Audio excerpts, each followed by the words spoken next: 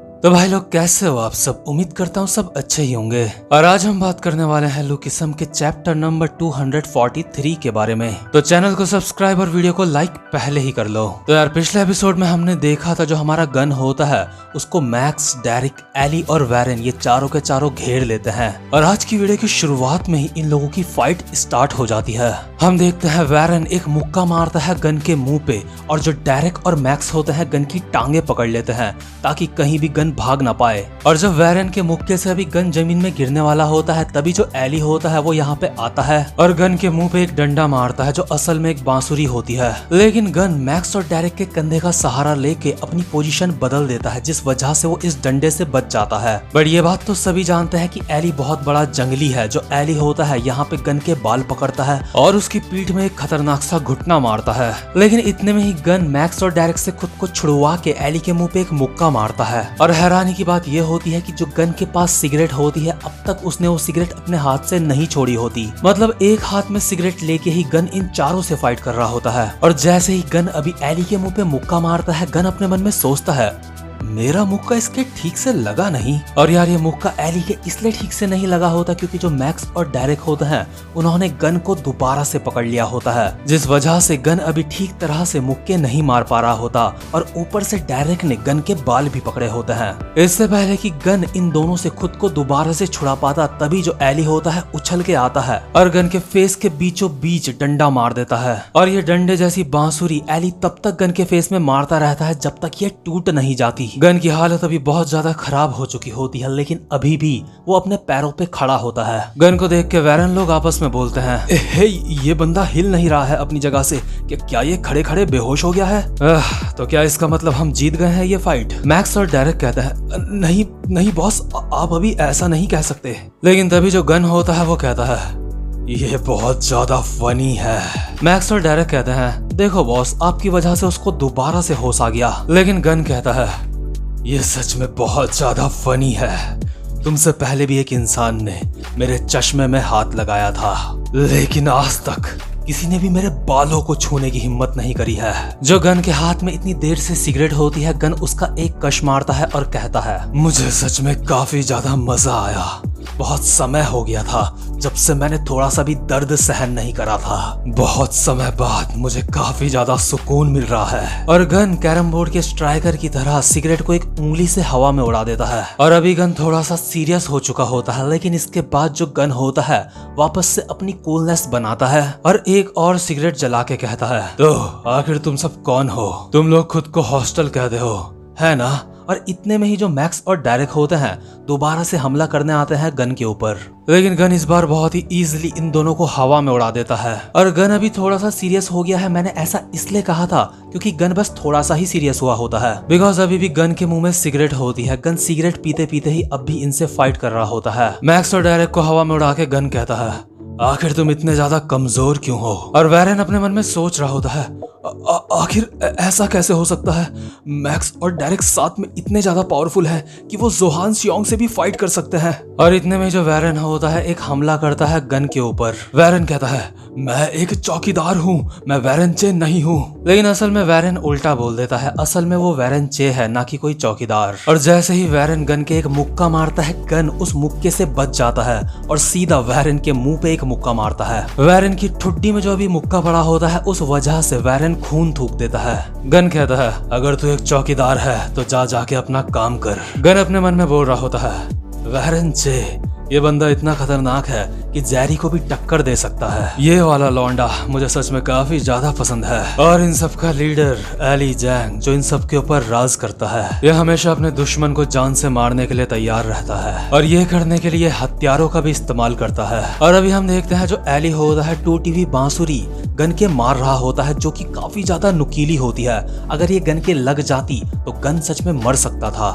लेकिन गन को एली से बचने में थोड़ी सी भी मुश्किल नहीं होती। गन एक सीधे हाथ का उल्टा झापड़ मारता है और एली की इसी में हालत खराब हो जाती है। गन कहता है तो उन सभी लोगों से बहुत बड़ा हरामखोर है।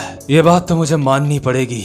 जो 4 गैंग्स हैं अगर अकेले अकेले की फाइट में देखें तो तू उन सबसे ज्यादा स्ट्रांग है। यहाँ पे गन का मतलब होता है कि एली से बड़ा जंगली और कोई भी नहीं है चारों गैंग्स में। बाकी फाइट में कौन ज्यादा स्ट्रांग है ये तो हमें बाद में ही पता चलेगा। अभी हम देखते हैं जो गन होता है उसने अपने पैर से एली का मुंह कुचल रखा होता है, और क्योंकि एली के पास मैक्स और डेरेक और वैरन जैसे बंदे होते हैं इसलिए गन कहता है तेरे पास जोहान और जेरी जैसे बंदे हैं, लेकिन तूने उनके साथ क्या करा?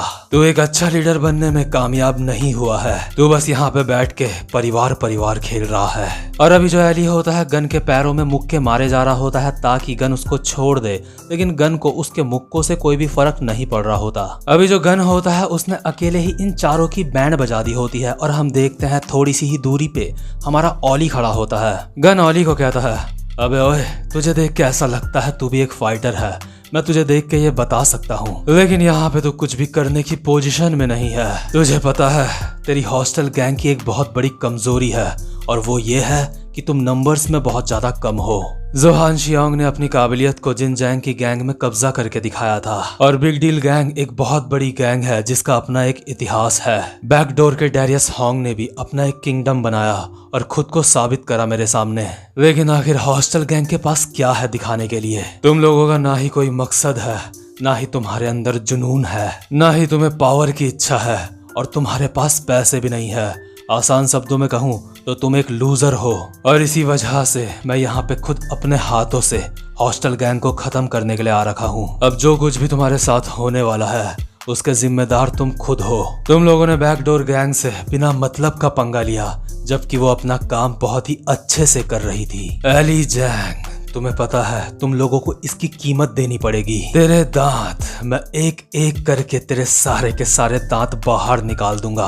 और अभी गन बस एली के दांत तोड़ने ही वाला होता है, लेकिन तभी जो ओली होता है वो चिल्ला के कहता है हमें भी पैसे कमाने आते हैं। हमारे पास भी एक ऐसा तरीका है जिससे हम बहुत सारे पैसे कमा सकते हैं। यहाँ गैंगडोंग में जितने भी बेघर लोग हैं हम उनको रहने के लिए जगह दे सकते हैं, और हम किराए के तौर पे उनसे पैसे लेंगे, और जो पैसे वो हमें देंगे उसको कमाने के लिए वो कुछ भी कर सकते हैं। और डरते डरते ओली अपने मन में बोल रहा होता है ये एली की हॉस्टल गैंग है, तो तुम्हें कोई भी अधिकार नहीं है इसको खत्म करने का। हाँ मैं जानता हूँ हम नंबर्स में बहुत ज्यादा कम हैं, लेकिन बेघर लोगों को अपने परिवार का हिस्सा बना के हम अपने नंबर बढ़ा सकते हैं। गन कहता है अगर तुम लोगों ने कुछ भी फालतू की चीज करने की कोशिश करी तो पुलिस तुम लोगों को पकड़ के ले जाएगी। आखिर पुलिस को खुद से दूर रखने के लिए तुम लोगों ने क्या सोचा है? और ओली अपने मन में बोल रहा होता है कि क्या ये इंसान सच में मेरी बात सुन रहा था? मुझे तो लगा ये मेरे ऊपर ध्यान नहीं दे रहा है। गन कहता है क्या तुम लोगों के पास ऐसा कोई रास्ता है जिससे तुम बहुत सारे पैसे कमा सकते हो और साथ ही साथ में पुलिस से भी बच सकते हो? और ओली अपने मन में बोल रहा होता है मैं हॉस्टल गैंग को खत्म नहीं होने दूंगा, मैं हॉस्टल गैंग को बचा के रहूंगा। ओली गन को कहता है हाँ हमारे पास एक रास्ता है, उसका नाम है अपॉइंट ऑर्गेनाइजेशन। अगर हम इस रास्ते का इस्तेमाल करेंगे तो पुलिस हमें कभी भी नहीं पकड़ पाएगी। हमारी गैंग के जितने भी मेंबर्स होंगे हम उनसे डायरेक्टली कनेक्ट नहीं होंगे, और अगर उनको पुलिस पकड़ भी लेती है तो वो हम तक नहीं पहुंच पाएगी। हम एक ऐसा सिस्टम बनाएंगे जिसमें जो हमारे नीचे के फैमिली मेंबर होंगे वो ऊपर के फैमिली मेंबर्स से कभी भी कांटेक्ट नहीं कर पाएंगे, बस जो मेन फैमिली मेंबर होंगे वही सबसे कांटेक्ट कर पाएंगे, उन्हीं के पास बस इतनी पावर होगी। और यार गन ओली की बात सुन के बहुत ज्यादा हैरान हो जाता है, क्योंकि जो गन होता है वो खुद ही बहुत समय से ऐसा कोई आइडिया ढूंढ रहा होता है। गन कहता है अबे ओए ढक्कन, क्या ये सच में तेरा आइडिया है? मैं तो सोच रहा था कि हॉस्टल गैंग के पास सिर्फ जेरी और जोहान जैसे ही बंदे हैं, लेकिन यहाँ पे तुम लोगों के पास दिमाग भी काफी ज्यादा अच्छा है।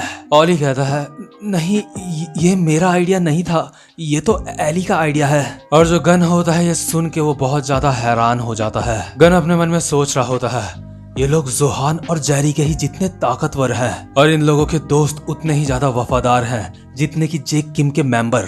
और मैक्स और डेरेक अभी जमीन में पड़े होते हैं, लेकिन अब भी वो बोल रहे होते हैं तो तुम्हें पहले हमसे फाइट करनी पड़ेगी, एली को हाथ भी मत लगाना। और यही सारी चीजें देख के जो हमारा गन होता है अभी काफी ज्यादा इम्प्रेस होता है इन लोगों से। और गन ओली को देख के अपने मन में सोचता है और ये बंदा, इसको देख के मुझे जिन युग की याद आ रही है। इसके पास बहुत मस्त स्किल है बिजनेस की। लगता है इसको पता है कि पैसे कैसे कमाए जाते हैं। लेकिन अभी जो ओली होता है उसकी फटके 4 हुई होती है गन के सामने। इसके बाद जो गन होता है वो एली लोगों के घर को देख के अपने मन में सोचता है इनके पास बेघर लोगों को रखने के लिए जगह भी है। और ये बंदा, इसको देख के मुझे गो की याद आ रही है। देखा जाए तो इस बंदे के पास वो सब कुछ है जो एक गैंग को चलाने के लिए चाहिए। गन बहुत ही ज्यादा खुश होकर एली को कहता है तू बाकी सबसे बहुत ही ज्यादा कमाल का है। गन अपना मोबाइल एली के सामने फेंक देता है और कहता है तो ये एक पॉइंट ऑर्गेनाइजेशन है और इसीलिए हम एक दूसरे का नंबर अपने मोबाइल में सेव नहीं कर सकते, इसलिए मैं तेरी कॉल आने का इंतजार करूंगा। अब से तू 4 बड़ी गैंग्स का एक हिस्सा है। अब से तुम लोग कहलाओगे गैंगडोंग की हॉस्टल गैंग। और बस इतना क्या है कि जो गन होता है यहाँ से चला जाता है। गन इन लोगों को कुछ ज्यादा एक्सप्लेन नहीं करता और इसीलिए अभी जो ये लोग होते हैं काफी ज्यादा कंफ्यूज होते हैं। ओली को तो अभी कुछ ठीक से समझ भी नहीं आ रहा होता। तो इसके बाद सीन शिफ्ट होता है और हम देखते हैं जो जेरी होता है वो वापस से जेक के पास आ जाता है। जेरी कहता है बॉस मैं वापस आ गया। जेक कहता है तो मुझे बताओ आज तुमने स्कूल में क्या करा। जेरी कहता है बॉस मैंने आज अपनी म्यूजिक परफॉर्मेंस की प्रैक्टिस करी है। जेक कहता है तू बांसुरी बजाने में काफी ज्यादा अच्छा है, मुझे तेरे ऊपर पूरा यकीन है। इसके बाद जेरी कहता है और मैं भी गैंगडोंग से आ रहा हूँ, मैंने वहाँ का सारा मैटर संभाल लिया है और वहाँ पे हमने ये डिसाइड करा है जो गैंगडोंग है वो बिग डील और गॉड डॉग का होगा। जेक कहता है बहुत अच्छे, वैसे तेरी गोद में ये बंदा कौन है। जेरी कहता है इस बंदे का नाम जोहान शियोंग है, ये भी गैंगडोंग आ रखा था, क्या मैं इसको सड़क के कुत्तों को खिला दूं सर। जेक कहता है नहीं नहीं सोने दे उसे थोड़ा सा। जेरी कहता है ठीक है बॉस, लेकिन मैं आपसे कुछ कहना चाहता हूँ बहुत ही इज्जत के साथ, क्योंकि मुझे एक बात समझ नहीं आ रही है। आखिर यहाँ पे हुआ क्या है सर जेक। और अभी हम देखते हैं जेक के सामने 7-8 बंदे जमीन में पड़े हुए होते हैं और 3 बंदों को तो उसने खुद अपने हाथों से पकड़ा हुआ होता है। मतलब कि जेरी के जस्ट यहाँ पे आने से पहले ही जेक ने इन सब की धज्जियां उड़ाई होती हैं। जेक जेरी को कहता है यहाँ पे कुछ भी नहीं चल रहा है, तू अंदर जा और अपना स्कूल का होमवर्क खत्म कर। और यार अभी हम जिस समय का सीन देख रहे हैं ना, उस समय बिग डील के 3 खास मेंबर होते हैं और उनमें से ही एक होता है हमारा जेक किम और दूसरा होता है हमारा जेरी और तीसरा बंदा होता है वो जिसके बंदों के साथ अभी हमारा जेक फाइट कर रहा होता है। और इस बंदे को सब ओल्ड फेस नाम से कह के बुलाते हैं। हम देखते हैं ये बंदा भी अभी यहीं पे खड़ा होता है। ये बंदा कहता है तू लेट हो गया, तू कहता है तू जेक की तलवार है, अगर ऐसी बात है तो तुझे लेट नहीं होना चाहिए ऐसे। मतलब कि अभी खेल खत्म नहीं हुआ है। ये जो ओल्ड फेस नाम का बंदा है वो यहाँ पे जेक से फाइट करने के लिए आ रखा है। मतलब कि इस समय में जो बिग डील गैंग होती है इसके अंदर ही उथल पुथल मची होती है। और इसी के साथ ये वाला चैप्टर भी यहीं पे खत्म होता है। उम्मीद करता हूँ कि आपको आज की वीडियो भी अच्छी लगी हो। तो अगर आप मेरे चैनल पे पहली बार आए हो तो चैनल को सब्सक्राइब और वीडियो को लाइक जरूर से कर देना। अब मैं मिलूंगा आपसे अपनी नेक्स्ट वीडियो में, तब तक के लिए गुड बाय।